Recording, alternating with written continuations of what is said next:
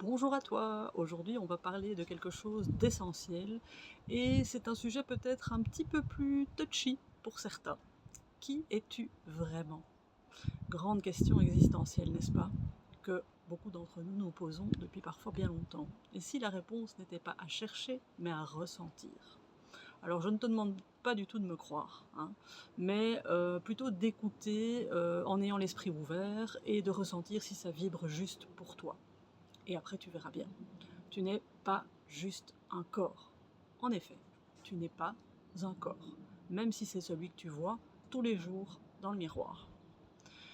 Ton corps, c'est ton véhicule sur Terre pour cette vie-ci. Il te permet d'agir, d'aimer, de créer. C'est un temple vivant. Mais ton corps change. Il s'use, il peut parfois tomber malade, et puis un jour, il s'arrête. Mais toi, je te le dis, tu es bien plus grand que ça. Tu ne te limites pas à ton corps physique. Tu es même constitué de plusieurs couches, de 7 corps énergétiques qui vibrent à différents niveaux de conscience. Ces corps forment ce que l'on appelle parfois l'aura. Tu en auras certainement entendu parler. Alors ces corps, ils interagissent en permanence, ils vibrent selon tes pensées, tes émotions, tes choix et ton alignement.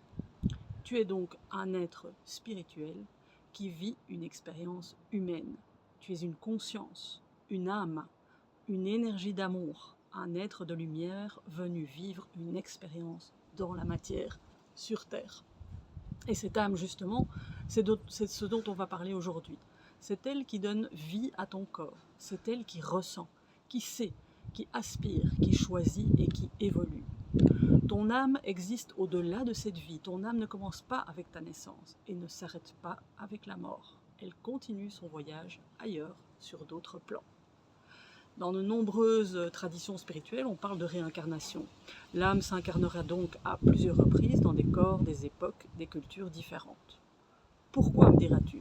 Mais pour apprendre en fait, pour expérimenter, pour évoluer, pour aimer. Chaque vie est une étape d'évolution, une leçon, un apprentissage. Et je te confie même que tu n'es pas seul dans ce voyage. Des guides, des présences, des intuitions profondes t'accompagnent. J'en reparlerai certainement ultérieurement. L'incarnation serait donc une école d'apprentissage. S'incarner, c'est en fait accepter d'oublier temporairement qui tu es pour mieux te redécouvrir au fil de tes expériences. Tu vis des expériences, des défis, des joies, des relations, des réussites, des échecs, j'aime bien mettre ça entre guillemets, et tout ça, c'est pas un hasard. Ce sont des leçons que tu aurais choisies à un niveau plus élevé. Tu as aussi le choix. Même si tu ne contrôles pas tout, tu as, comme on l'appelle, le libre arbitre. Tu peux choisir aussi d'agir depuis l'espace de la peur ou depuis l'espace de ton cœur. Et plus tu écoutes ce qui te met en joie, plus tu avances aligné avec ton âme. Alors, comment faire pour te reconnecter à ton âme?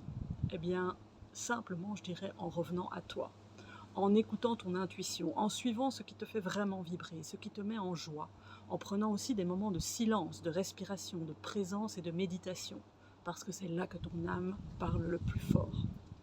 En résumé, tu pourrais retenir ceci.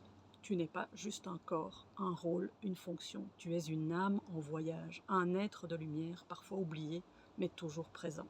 Et si tu te rappelles ça, même juste un instant, alors tout change. Tu retrouves ta force, ta joie, ta liberté. Alors dans les prochaines capsules, je reviendrai de manière plus précise sur certains sujets comme l'intuition, les choix de cœur ou de peur, le libre arbitre, les corps énergétiques, les chakras et bien d'autres sujets encore. Je t'invite à liker si tu as aimé et appris quelque chose, à partager à quelqu'un qui pourrait être intéressé par cette petite capsule et je te souhaite une belle journée.